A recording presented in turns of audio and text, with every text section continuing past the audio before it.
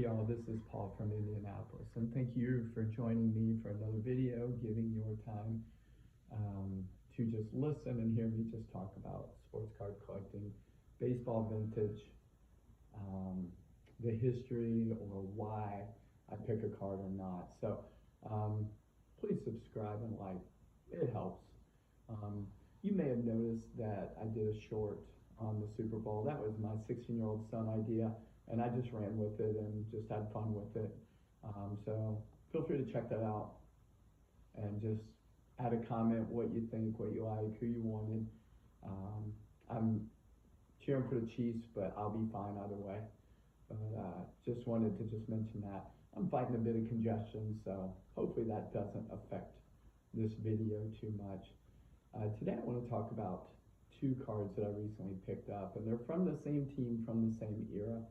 And I just want to talk about this team and era and why I like to collect this team and era, why it matters to me.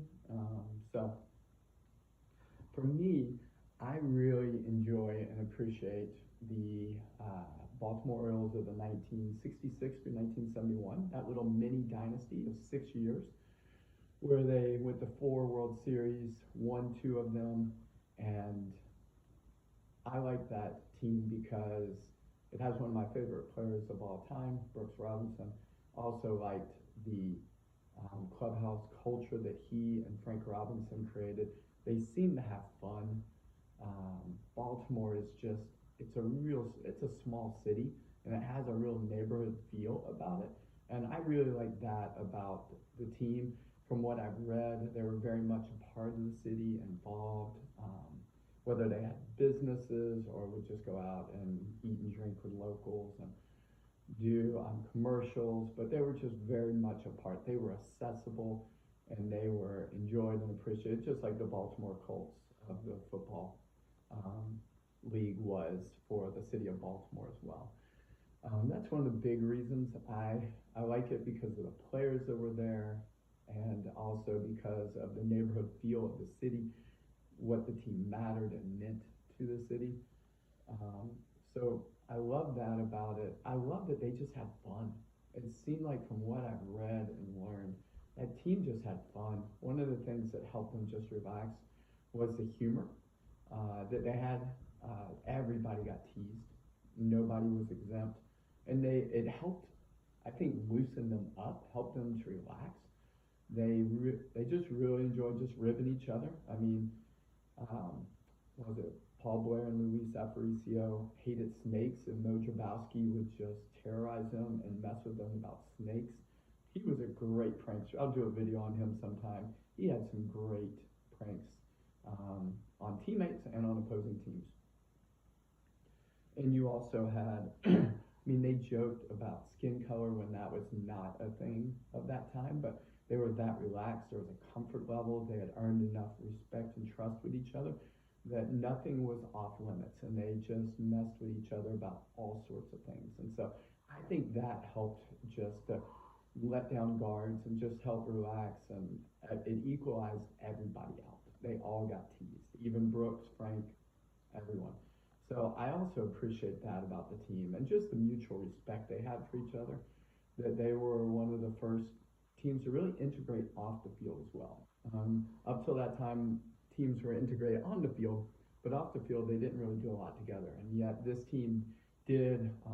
Brooks Robinson, Boog Powell were very intentional about involving Sam Bowens, Paul Blair, and Frank Robinson as part of the team as the 3 black players on the team in 1966, and then the ones that followed, to really just make them feel a part of the team and valuable. They respected them, which is what every human wants and wants to be treated with. So I really love that about the Orioles as well.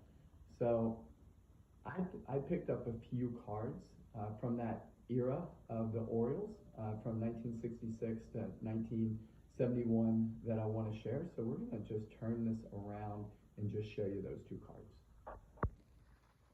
So the first card that I got is one of my favorite Orioles of that period. He's probably my 3rd favorite, behind Brooks Robinson and Frank Robinson. And that's Boog Powell. I got this 1966 Boog Powell.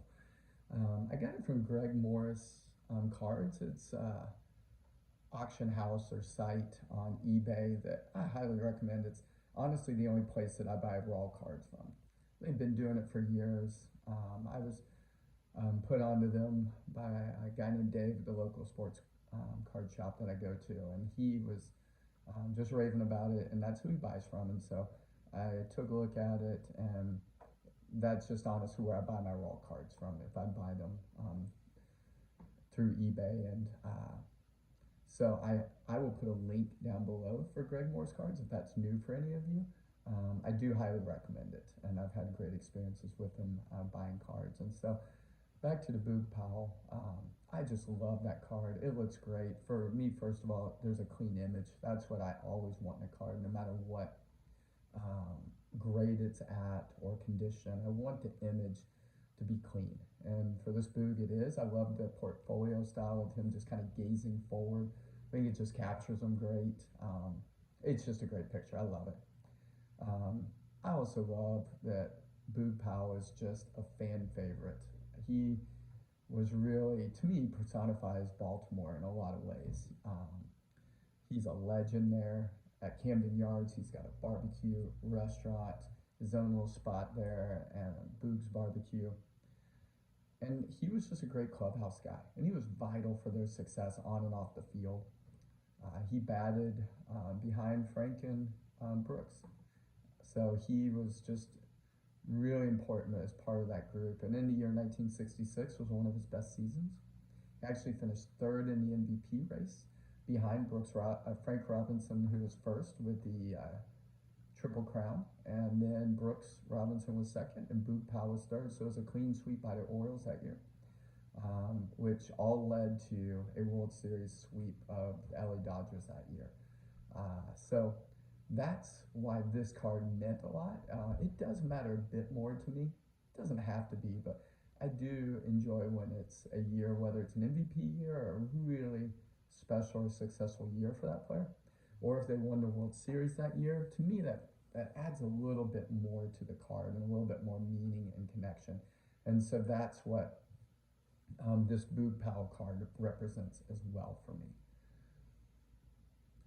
The second card that I added was actually not a player, but actually was the legendary manager of the Baltimore Orioles, Earl Weaver. And so this is a 78 Topps manager card. Got it for really cheap, and so to me it was worth it. On the back is his minor league stats, and sorry that my hands shake sometimes. That's why I'm going to try to use the stands more than my hands. But I actually really like the 78 set. It's one of my favorite 70s card style. And so I got this Earl Weaver card because, I mean, he's an Oriole great. He's a Hall of Famer. He was manager through many of the years. And honestly, I'll just be honest, it took me a while. I hesitated at picking up this card because my memories of him are just being angry and mad at umpires and just yelling and kicking dirt on them, and seen a few glimpses and images of him just yelling at players. And so I vaguely remember him as a young kid. But those are just the images that I had and still had as an adult initially. And so it took me a while, honestly, to come around to buy this card, but it was really good that I delved in to learn more about him, and I'm going to share some of that and some of the reasons why I bought this card. So he was born in 1930 in St. Louis, where I live, so that was definitely a connection for me, and why I got it is the St. Louis connection. He grew up in a rough part of St. Louis, and his dad owned a dry cleaning business and did the dry cleaning for the St. Louis Browns and St. Louis Cardinals. So he was hanging around at the age of 6 in 1936 in the clubhouse there, Sportsman Park, and so he was just surrounded by baseball from an early age and absorbed it. And it seemed like that was definitely part of his pedigree and why he loved baseball so much, and why the only thing he wanted was to be a major league player. But I'll share more about that. In 1947, he signed for the Cardinals. Both the Browns and Cardinals wanted him, and he picked the Cardinals. He never made it out of the minor leagues. He said more than anything he wanted to be a major league player, but that just didn't work out for him. And when he was down in one of the lower levels of the organization, and right around the time when the Cardinals released him, he met a guy by the name of Harry Dalton who worked in the Orioles farm system, and that became a really important contact for him. And Harry Dalton was impressed by him, and so when he found out what happened to Weaver, he offered him a chance to manage. I think at the age of 28, and so he started out in the lower levels of the Baltimore Orioles organization in a town called Fitzgerald, Georgia. Georgia being my home state. It's a small town between Macon and Valdosta, Georgia.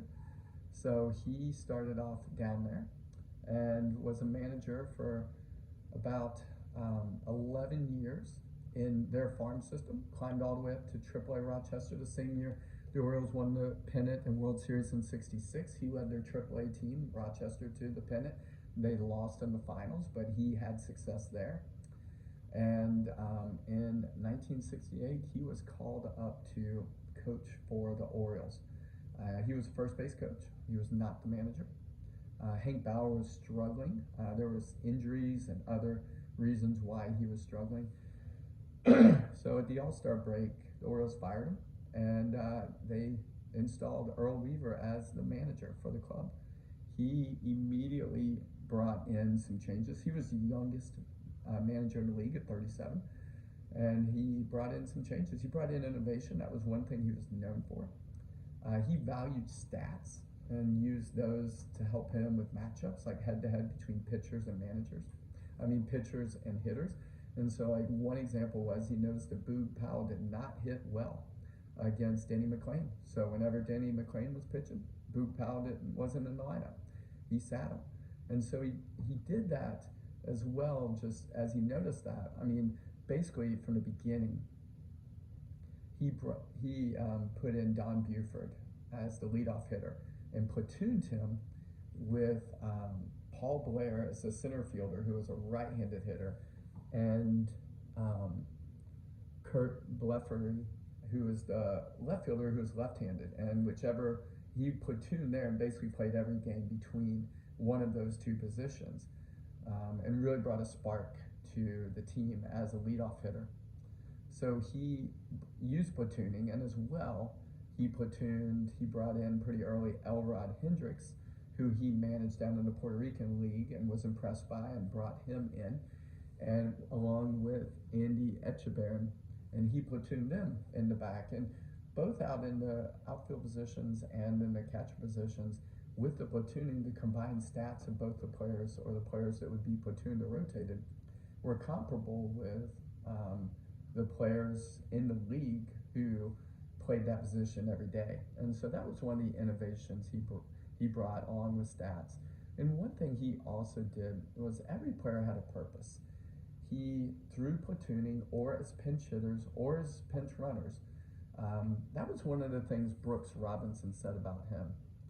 That, and I want to just read a quote from an interview with Brooks Robinson, and I'll add that into the links below. You can check it, and I'll cue it up at the minute mark when this particular question comes. But Brooks said of Earl Weaver, he made every guy feel special. Every guy knew what his job was. They knew when they were going to be called on, and consequently, they were prepared to do their job.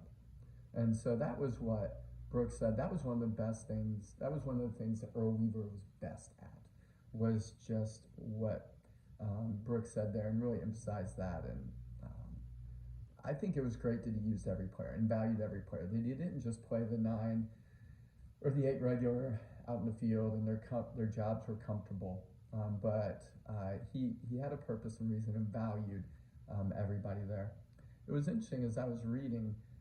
What I alluded to earlier was just what my initial image or experience with Earl Weaver was, that he didn't seem like a player's manager, and he wasn't. And it was interesting as I thought about that. I was like just wondering why he wasn't a player's manager. And one of the things I read was that he kept his distance from his players because for him, as the manager, he was the person who decided all the worst things in their lives. And from his perspective, he was the one that decided whether they were demoted or put down, whether they were released, whether they were traded. And for him, he kind of, it seems like he wanted to protect his heart.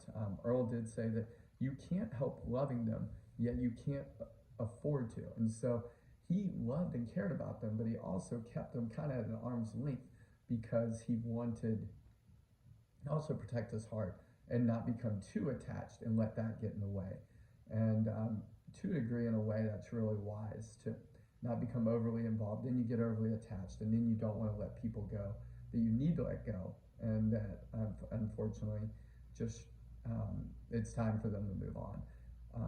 That was really just helpful for me to know and understand Earl Weaver a little bit more, the complexity of the person that he was, that he wasn't just this blustery, angry guy. As you see the vintage image on the card, he just looks like he's ready for a fight. But there was much more to him. The other image shows him smiling. There was a warmth and care. And the players as a whole enjoyed playing for him. I mean, he definitely had, you can look at Jim Palmer, definitely had his opinions and thoughts, and Rick Dempsey with how they related, but they appreciated him. They still liked playing for him. But it was really good for me in this process to come to appreciate and like Earl Weaver more and be more fond. And I will be looking to get one of his 69, 70, or 71 cards from back in that era of their little mini dynasty that they had. So thanks for listening, and let me know your thoughts. Do you think they were a dynasty? Did they have enough or do enough to be considered a dynasty? For me, I feel like they're a bit short with just 2 titles in 6 years. Maybe not. I'm willing to be wrong. Let me know who are your favorite teams and eras to collect. As I just shared, the 66 to 71 Orioles from me is one of my favorites. But for you, who are your favorite eras or teams to collect? I'll be sharing, I have some other cards I picked up that I'll be sharing with, and I'll share another one of my favorite teams and eras right now to collect that I added a card of, and then I'm looking to add some more in. But thank you very much for giving your time and listening. I really appreciate it. And I hope you just, if you're a collector, keep having fun, enjoying getting the cards you want. If you're not, just thanks for being curious enough to watch and curious enough about the history of a player potentially that Boog Powell and Earl Weaver that I talked about. I hope you have a great day and great week, and thanks again.